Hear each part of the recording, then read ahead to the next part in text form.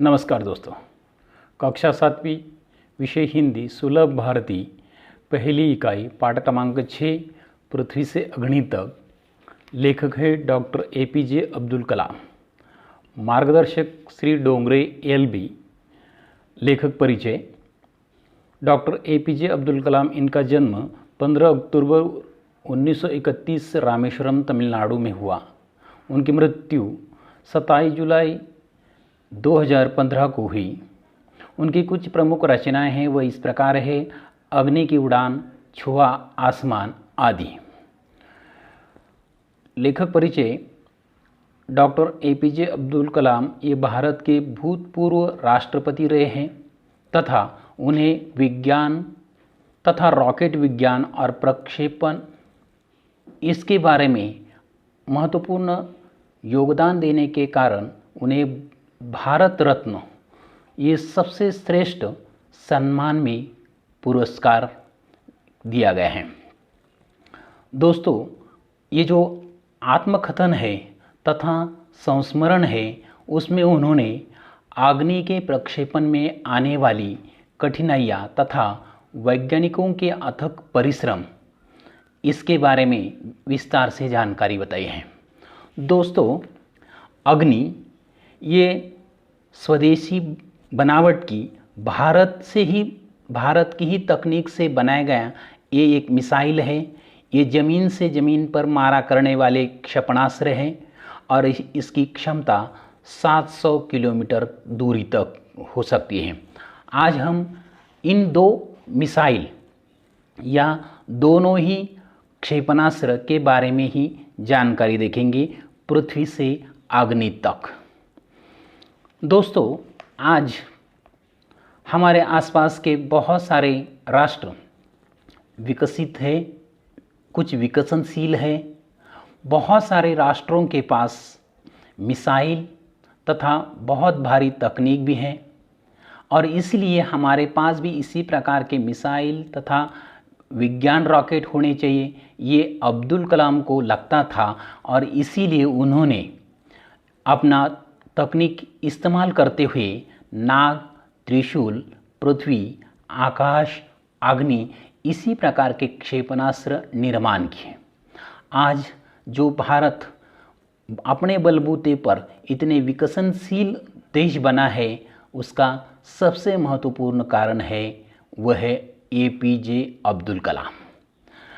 चलो तो शुरुआत करते हम। उनका जो आत्मकथन है वह इस प्रकार: बालासोर में अंतरिम परीक्षण का काम पूरा होने में अब कम से कम 1 साल की देर थी। हमने पृथ्वी के प्रक्षेपण के लिए श्रीहरिकोटा अंतरिक्ष केंद्र में विशेष सुविधाएं स्थापित की। बालासोर ये उड़ीसा का एक शहर है तथा श्रीहरिकोटा यह आंध्र प्रदेश में स्थित अंतरिक्ष केंद्र है जो मिसाइल यहाँ से छोड़े जाते हैं और यहाँ पर ही उन्होंने प्रक्षेपण केंद्र के लिए चुना गया था। उसका कारण भी ये था कि यहाँ पर लॉन्च पैड, ब्लॉक हाउस, नियंत्रण कक्ष तथा नियंत्रण उपकरण, चलित दूरमिति केंद्र सब यहाँ पर शामिल थे तथा मौजूद थे। पृथ्वी उपग्रह 25 फरवरी 1988 को सुबह 11:23 पर छोड़ा गया।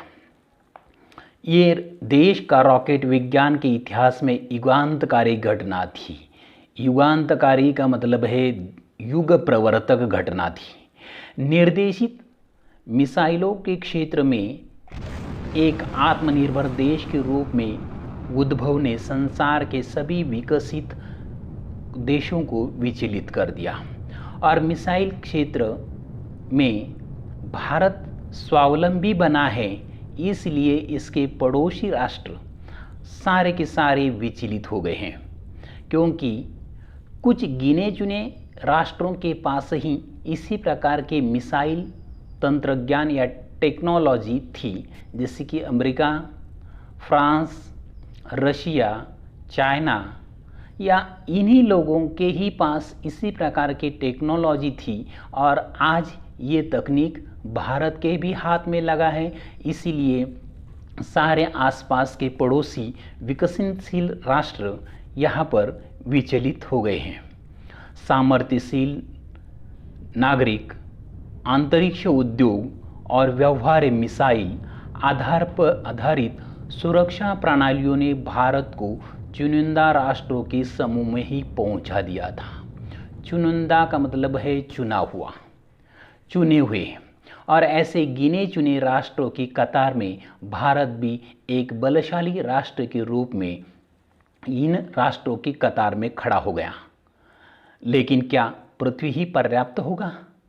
लेकिन फिर भी राष्ट्रपति APJ अब्दुल कलाम इनके यहाँ पर मन में विचार आया है, क्या सिर्फ पृथ्वी, ये उपग्रह, पृथ्वी, ये मिसाइल पर्याप्त हो सकता है? क्या 4-5 मिसाइल प्रणालियों का स्वदेशी विकास हमें पर्याप्त रूप से ताकतवर बना पाएगा? इतनी बड़ी आबादी है, इतना बड़ा राष्ट्र है, इतना बड़ा होने के बावजूद भी क्या इन गिने चुने 4-5 मिसाइल से हम अपने देश की रक्षा कर पाएंगे? और इसी समय उनके मन में एक फिर विचार आया, और वह है अग्नि।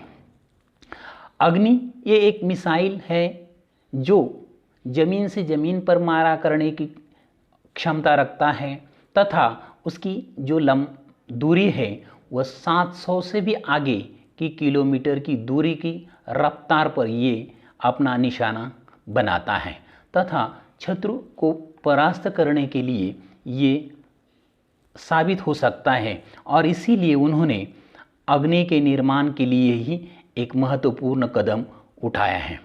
अग्नि को एक टेक्नोलॉजी के प्रदर्शन परियोजना के रूप में विकसित किया जा रहा था। देश के भीतर समस्त उपलब्ध जो संसाधन को दांव पर लगाकर यही एक उत्तर था, और जो भारत के पास जो भी संसाधन है उन्हें ही लेकर ये उसे बनाया गया था। दांव पर लगाना यहाँ पर एक मुहावरा है।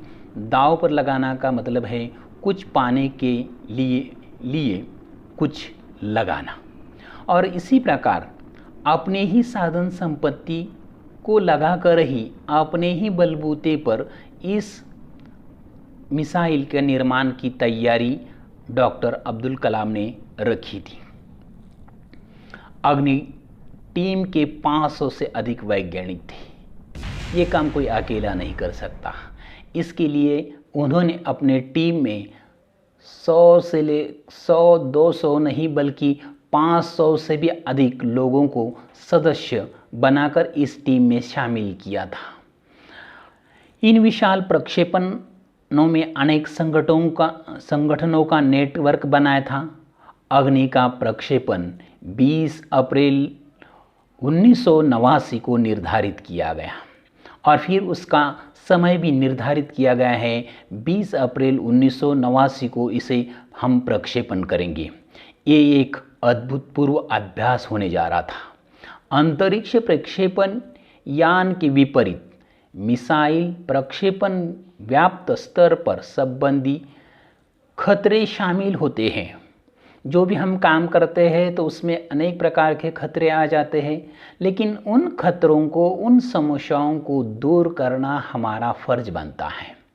हम छोटा काम क्यों न करें, कुछ छोटी समस्या आ जाती है। हम कोई बड़ा काम करने जाए तो कुछ बड़ी बड़ी समस्याएं हमारे सामने रुकावटें डाल देती हैं, लेकिन उन्हें परास्त करना ये साहसी आदमी का काम होता है। उसी प्रकार यहाँ पर भी कुछ समस्याएं निर्माण होने लगी हैं। अंतरिक्ष प्रक्षेपण यान के विपरीत मिसाइल प्रक्षेपण या व्यापक स्तर पर सुरक्षा संबंधी खतरे शामिल होते हैं। प्रक्षेपण की पूर्व तैयारी की सारी गतिविधियां तय कार्यक्रम के अनुसार पूरी हो गई थी, और जो निर्धारित समय बताया गया था उसमें सारी गतिविधियां, कामकाज या कार्यप्रणाली सारी समय के अनुसार पूरी हो गई थी। जिस समय हम T14 सेकंड पर थे, कंप्यूटर ने संकेत दिया कि उपकरण में से एक ठीक काम नहीं कर रहा है। जो सारे उपकरण थे उसमें एक उपकरण ठीक समय से काम नहीं कर रहा है, इसे तुरंत सुधार लिया जाए। इस बीच निचली रेंज केंद्र ने होल्ड के लिए कहा गया। अगले कुछ सेकंडों में जगह जगह होल्ड निकलने लगे और यहाँ पर ये प्रक्षेपण हमें स्थगित करना पड़ा। स्थगित का मतलब है रोकना। और इसी प्रकार जो समय निर्धारित किया था, गतिविधियाँ पूरी हो गई थी, फिर भी कुछ होल्ड आने के कारण हमें ये काम यहाँ पर रोकना पड़ा है। मैं अपने टीम के सदस्यों से मिलने गया तो वे सदमे और शोक ही के हालत में थे। और जब मैं अपने टीम से मिलने गया तो सारे के सारे सदस्य, बहुत बड़ा सदमा उन्हें लगा था। सदमा का मतलब है आघात या वज्राघात। मैंने SLV3 के अपने अनुभव को उनके साथ बांटा। आखिरकार मैंने उनका हौसला बढ़ाने के लिए मैंने अपने तजुर्बे, अपने अनुभव उनके साथ बांटने के लिए तैयारी की। और सबसे पहले मैंने एक अपना ही अनुभव SLV3 के बारे में जो हुआ था वह अनुभव उनके साथ मैंने बांटा है। मेरा प्रक्षेपण यान तो गिरकर समुद्र में खो गया था, लेकिन उसकी वापसी सफलता के साथ हुई। आपकी मिसाइल अभी तक आपके सामने है। वास्तव में आपने कुछ भी ऐसा नहीं खोया है जिसके 1-2 हफ्ते के काम सुधारा जा सके। इस विवरण ने उन्हें जड़ता की हालत से झकझोर बाहर निकाल लिया और सारी की सारी टीम उप प्रणालियों में जांच और उन्हें ठीक करने के लिए काम में फिर से एक बार जुड़ गई। जब मैंने उन्हें अनुभव कथन किए, फिर से एक बार सारी की सारी टीम मन लगाकर, तन मन लगाकर, दिन रात मेहनत करके अपनी सारी ज़रूरतों को दूर करके फिर से एक बार काम में लग गई और फिर से उन्होंने इस काम के लिए पूरा करने की कोशिश में एक बार फिर से जुट गए हैं। तो देखिए दोस्तों, यहाँ पर अग्नि प्रक्षेपण या अग्नि मिसाइल या अग्नि रॉकेट के लिए डॉक्टर APJ अब्दुल कलाम ने अपने सदस्यों के साथ हौसला बढ़ाते हुए किस प्रकार काम किया, क्योंकि काम करते समय कहीं दिक्कतें, कहीं अड़चनें आ जाती है। उसे परास्त करने के लिए वहाँ पर साहस तथा शांति का या संयम का आवश्यकता होती है। यही यहाँ पर लेखक डॉक्टर APJ अब्दुल कलाम ने बताए। नमस्ते दोस्तों, तो यहाँ पर ये पाठ का पहला हिस्सा यहाँ पर हुआ। उर्वरित भाग 2 में हम अग्नि प्रक्षेपण के बारे में फिर से विस्तार से जानकारी लेंगे। धन्यवाद।